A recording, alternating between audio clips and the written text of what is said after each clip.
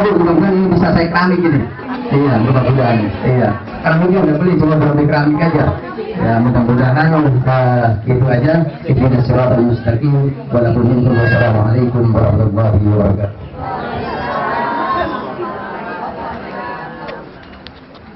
Terima kasih kami sampaikan kepada Bapak RW 05 yang telah memberikan sambutan. Sambutan kedua akan disampaikan oleh Bapak Hedi Sutisna. Kepada beliau kami persilahkan.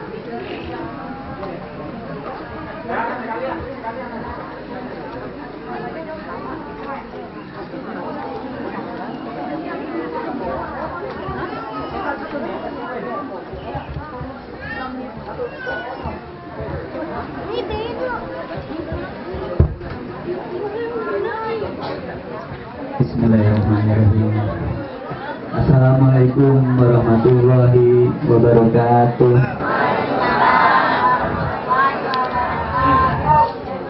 Bismillah, alhamdulillah, la haula wa la quwata illa billah. Allahumma sholli ala Muhammad wa ala ali Muhammad.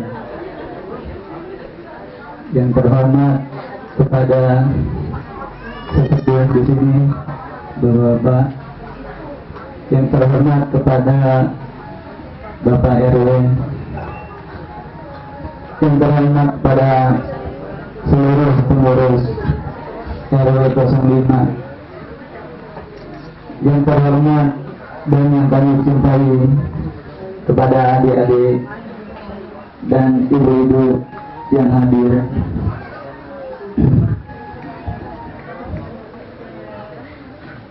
Ini saya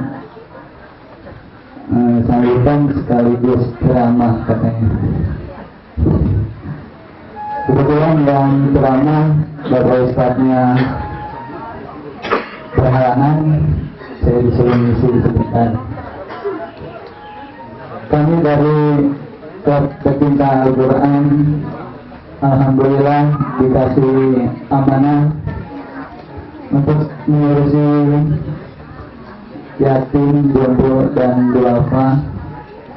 Insya Allah kita juga sedang membuat pondok yatim yang sedang berjalan. Minta doa restunya pada ibu-ibu. Boleh Bu, minta restunya Bu. Semoga lancar, semoga kita bisa merawat anak-anak yatim.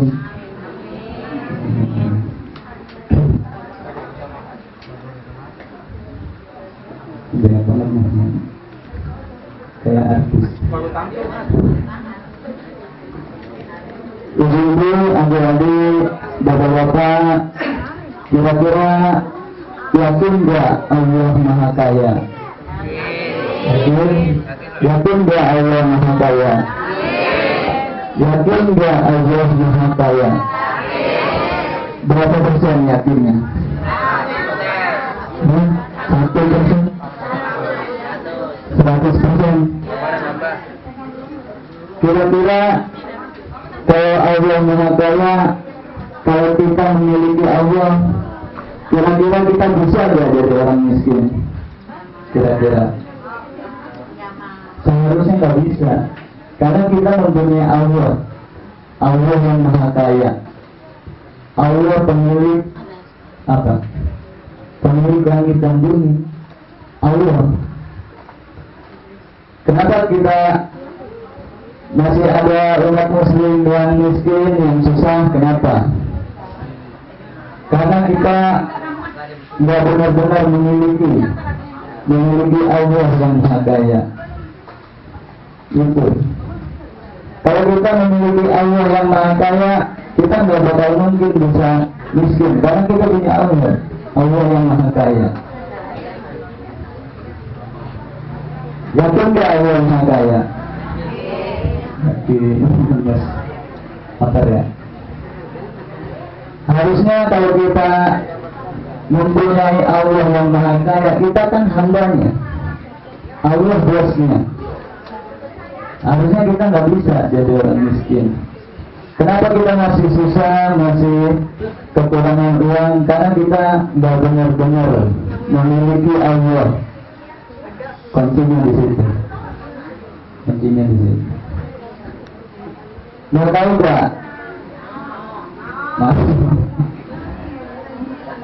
Mau tahu nggak? Saya punya tips and trick supaya kita nggak bisa jadi orang miskin. Mau tahu nggak? Yang beneran nih. Mau tahu nggak? Kita kalau punya tips and trick ini kita nggak bakal mungkin susah. Kuncinya kita harus punya Allah. Caranya gimana? Caranya gini. Waktu kita masih kecil, kita pengen mainan. Kan selama ini kalau sekarang kita udah dewasa, udah besar. Selama ini yang kita pikirin segala sesuatu harus bersangkutan dengan uang. Betul nggak? Mau makan nanti apa dulu? Beli warung nanti apa? Pakai uang. Semua uang. Beli rumah nanti apa? Pakai uang. Beli mobil nanti apa? Pakai uang. Mau umroh nanti apa? Pakai uang. Terus triknya begini. Waktu kita masih kecil, kita pengen main-mainan. Kita nggak punya uang. Anak kecil kira-kira mikirin uang nggak kalau pengen main-mainan? Nggak pakai uang. Misalkan anak kecil ini pengen beli mobil-mobilan, siapa yang paling pertama dicari? Emaknya. Anak kecil udah pintar ini, emaknya yang dicari, bukan uang. Dia nggak ngelamar kerja untuk nyari uang. Anak kecil ini, karena anak kecil ini masih polos.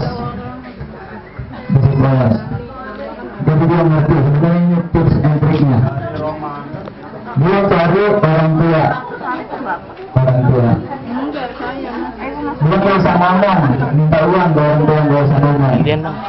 Cukup dia ngikutin semua apa yang diperintahin orang tuanya. Disuruh makan, disuruh keluarin, dia cepat-cepat keluarin. Iya, sabar. Disuruh apa dia nurut. Bahkan anak yang pintar sebelum disuruh dia udah melaksanakan perintah orang tuanya. Misalkan jam 7 biasanya dia disuruh ngepel karena dia punya hajat, pengen beli mainan, dia pintar, punya taktik.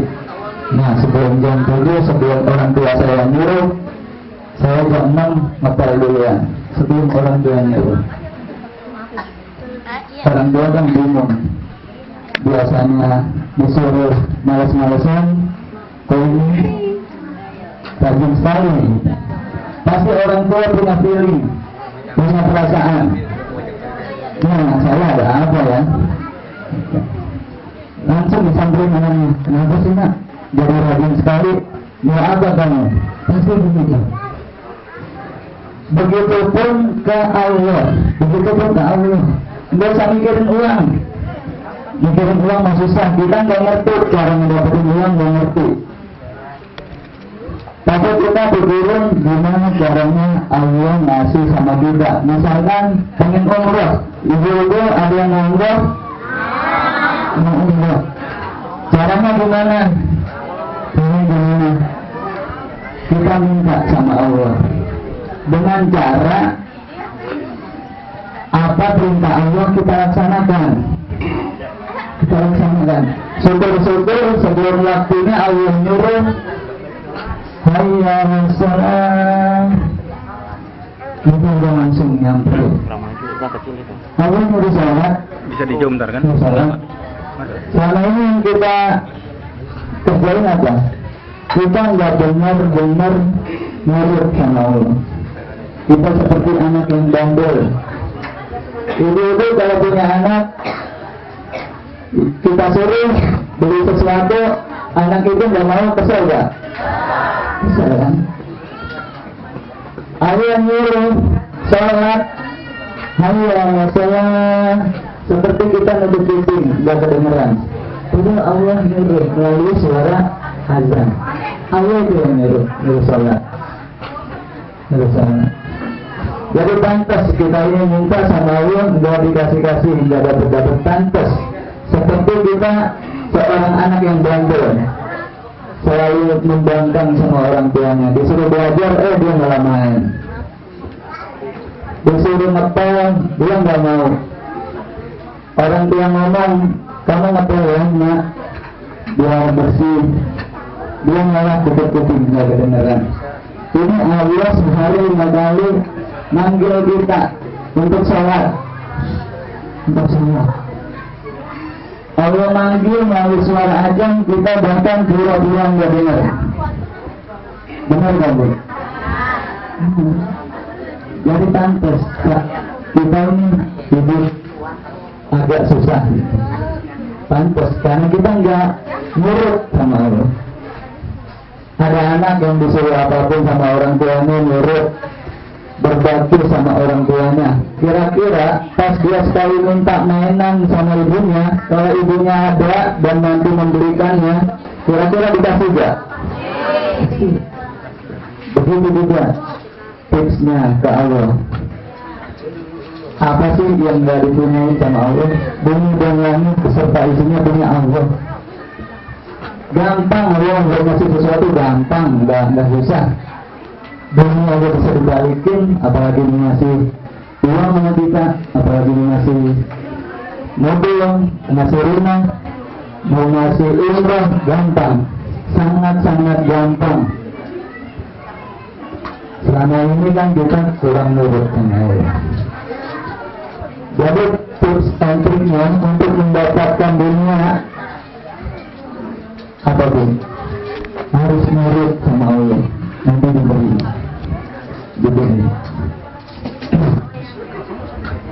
Lebih tinggi dari itu, lebih tinggi dari itu, Allah menurunkan kenikmatan-kenikmatan yang melebihi dunia dan seisinya.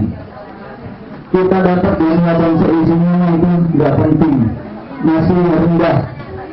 Ini Allah menurunkan kenikmatan yang melebihi dari itu. Mau tahu gak Bu? Enggak. Kita dapat dunia dan seisinya, kita jadi orang kaya, itu masih remeh. Kita dapat uang, itu emang kenikmatan. Kita dapat mobil, kenikmatan dunia yang Allah turunkan di dunia ini. Kita punya rumah, itu kenikmatan yang Allah turunkan di dunia ini. Tapi ada yang lebih tinggi lagi, kenikmatan yang Allah turunkan di dunia. Selain nikmat memiliki dunia dan seisinya, ada. Mau tahu? Enggak. Yang pertama, Allah menurunkan kenikmatan di dunia ini, kenikmatan yang terbaik. Yang pertama ya, Allah menurunkan kenikmatan iman dan Islam. Iman dan Islam itu kenikmatan yang lebih dari dunia dan seisinya. Kenapa bisa begitu? Karena nikmat iman dan Islam ini harus tahu, ibu-ibu semua harus tahu, nikmat iman dan Islam ini lebih tinggi nilainya di sisi Allah dibandingkan dunia dan seisinya. Karena apa? Karena nanti berhubungan dengan surga dan neraka. Surga dan neraka. Kita kan nggak mungkin selamanya hidup di dunia. Dan nikmat iman dan Islam ini tidak semua orang Allah kasih, tidak semua orang. Berapa miliar manusia di muka bumi, berapa miliar. Dan tidak semua orang dikasih nikmat iman dan Islam ini, tidak semua orang. Maka beruntung, bersyukur sekali kalau kita sudah diberi nikmat iman dan Islam ini. Itu lebih baik, lebih berharga dari dunia dan seisinya. Karena kalau dunia dan seisinya mah remeh. Kita punya mobil, mau dipakai nggak dipakai pasti rusak. Coba aja. Saya punya motor, kemarin saya pulang kampung 1 bulan, saya tinggalin motornya, saya balik lagi ke rumah 1 bulan nggak bisa nyala motor saya. rusak. Kita punya duit, mau dipakai nggak dipakai, pasti rusak. Waktu saya SD, saya beli mie ayam itu 300 perak. 300 perak. Ada yang pernah ngerasain beli mie ayam 300 perak? Saya beli mie ayam 300 perak. Coba bayangin, kalau uang 300 perak itu saya simpan dan nggak saya pakai, dan nilainya sekarang 300 perak nggak ada harganya, nggak ada harganya, pasti rusak. Mau uang banyak seberapa pun, mau dipakai nggak dipakai rusak. Seluruh kenikmatan di dunia ini yang kita miliki cuma ada dua kemungkinan. Seluruh kenikmatan di dunia ini yang kita miliki, harta, benda, jabatan, pangkat, kedudukan, cuma ada dua kemungkinan. Yang kemungkinan pertama, kita ninggalin dia. Kita ninggalin dia. Yang kedua, dia ninggalin kita, udah pasti. Kalau kita punya sesuatu di dunia ini, punya mobil, punya rumah, punya apapun, ada dua kemungkinan yang pasti. Kita ninggalin dia atau dia ninggalin kita. Itu aja. Ibu-ibu punya problem banyak. Suatu saat dia ninggalin kita atau kita ninggalin dia. Dia tinggal apa namanya? Kita ninggalin dia seperti kematian. Jelek dong. Kematian. Kalau kita meninggalkan, kita udah otomatis ninggalin dia. Ninggalin dia. Otomatis nggak dipakai, dibuang, bisa jadi dikasih orang lagi. Atau dia yang ninggalin kita. Ibu punya kerudung 100 nih, nggak dipakai, pasti rusak, pasti laku. Jadi dunia itu sebenarnya sebagai jalan harusnya. Dunia ini harusnya kita jadikan sebagai jalan, sebagai kendaraan kita untuk menuju akhirat. Di akhirat itu ada dua, surga atau neraka. Apapun yang kita miliki harusnya sebagai jalan, sebagai kendaraan. Ibu punya uang misalkan disedekahin, gak bakal hilang, pahalanya untuk kita. Sedekahin. Kalau kita makan, larinya paling ke toilet. Kalau kita sedekahin, jadi amal soleh, dan gak bakal hilang, gak bakal ketukar, dan gak bakal dicuri amal. Itu dari kendaraan untuk kita menuju akhirat. Kata Rasulullah SAW, perbandingan dunia dan akhirat itu seperti kamu mencelupkan jarimu ke lautan. Perbandingan dunia dan akhirat itu seperti kamu mencelupkan jari di lautan. Habis nyelupin jari kita di lautan, angkat jari kamu. Berapa tetes itu yang tersisa? Itulah kenikmatan dunia. Cuma berapa tetes kenikmatan dunia. Dan kenikmatan akhirat itu seperti samudra lautan yang luas. Jadi kenikmatan yang Allah turunkan yang tertinggi di dunia ini yang pertama itu ya. Ini saya kasih tahu dua aja waktunya, enggak mepet. Yang pertama, kita dikasih nikmat dan kita dikasih kenikmatan iman dan Islam. Seharusnya kita bersyukur. Kita sekarang udah punya Islam. Kalau kita udah punya iman dan Islam, kita seperti memiliki kunci surga. Kunci surga. Dan gak semua orang dapat kunci itu. Gak semua orang. Hanya orang-orang yang dipilih sama Allah. Dikasih kita ini Islam dan iman. Dikasih. Kita nggak ngerti iman, kita nggak ngerti Islam. Kita baru lahir nggak minta iman dan Islam, nggak dikasih sama Allah. Cuma-cuma. Maka beruntung sekali. Dijaga baik-baik. Jangan sampai lepas iman dan Islamnya. Kenikmatan yang kedua, ini yang terakhir, yang kedua, lebih tinggi lagi ketimbang kita punya nikmat iman dan Islam. Lebih tinggi lagi. kita punya nikmat, kita punya dunia dan seisinya nggak penting. Yang lebih penting kita punya iman dan Islam. Nah ini lebih tinggi lagi dari sekedar kita punya iman dan Islam. Apa itu? Nikmat mengenal Al-Quran dan Sunnah. Itu lebih tinggi lagi dari sekedar kita berislam. Karena dengan Al-Quran dan Sunnah ini kita ngerti siapa diri kita tahu. Siapa Tuhan kita tahu melalui Al-Quran dan Sunnah.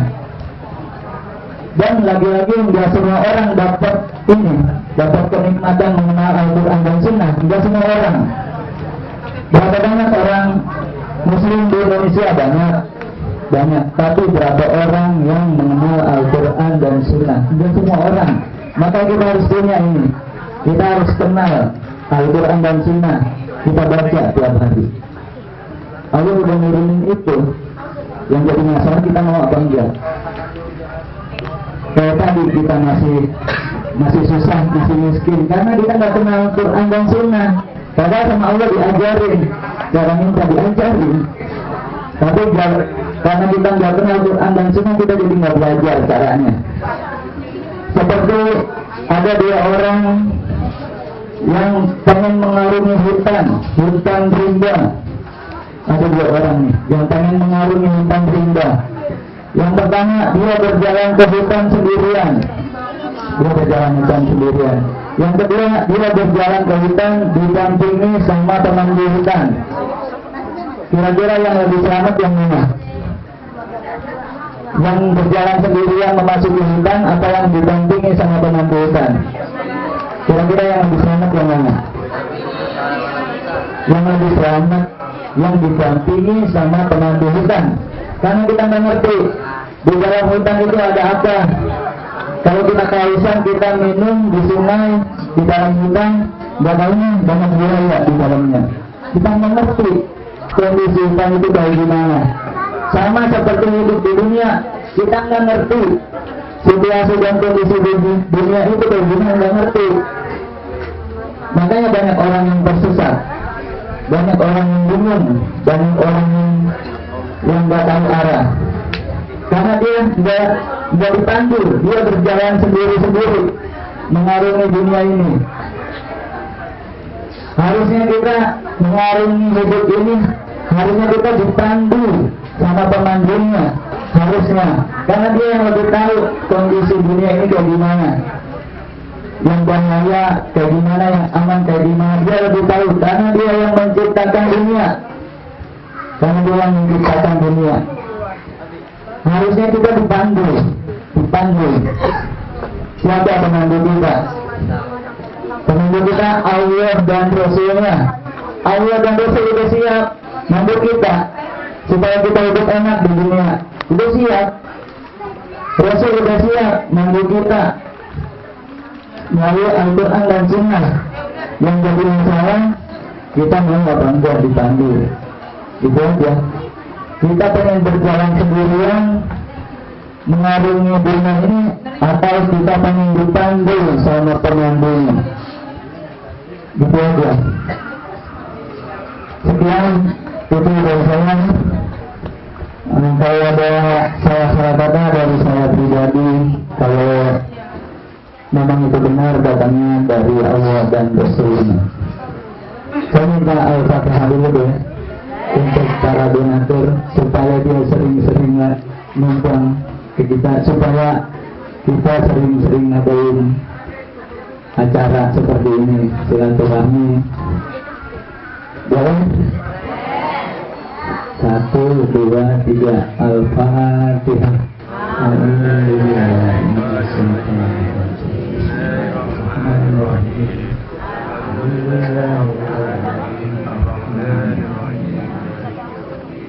إياك نعبد وإياك نستعين اهدنا الصراط المستقيم صراط الذين أنعمت عليهم.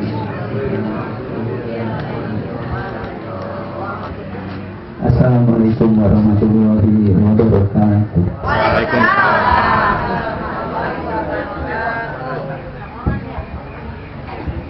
Terima kasih kami sampaikan kepada Bapak Edi Sutisna yang telah memberikan ilmunya untuk kita semua. Acara selanjutnya, pemberian santunan secara simbolis. Kami mohon Bapak Haji Naman dan Bapak Haji Ahmad Syekhu dan Bapak Haji Sutisna untuk memberikan santunan tersebut.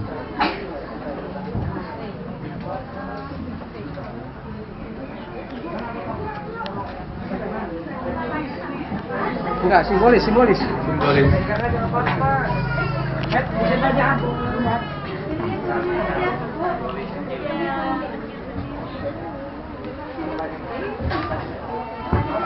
Ayo bangun.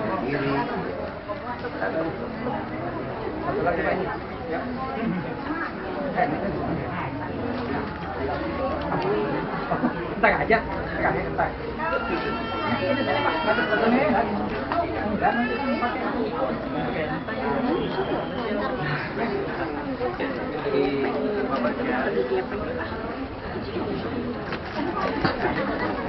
Salaman sama Mbak. Nah, ayo teman-teman ada dokumentasi. Pegang.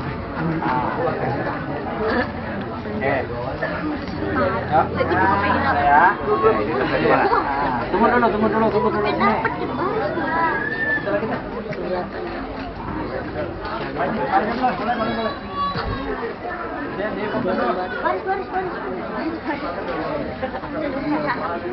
Tunggu Pak Haji, sebentar Pak Haji. Kita nggak ada apa.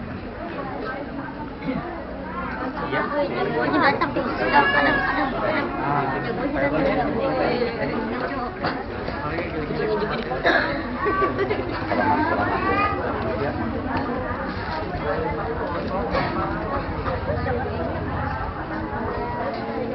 Siap.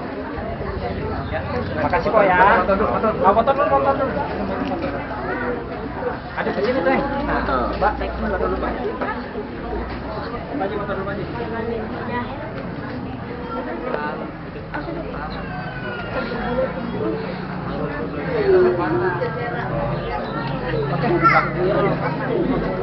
Makasih Pak, silakan duduk lagi. Jangan main kucing apa?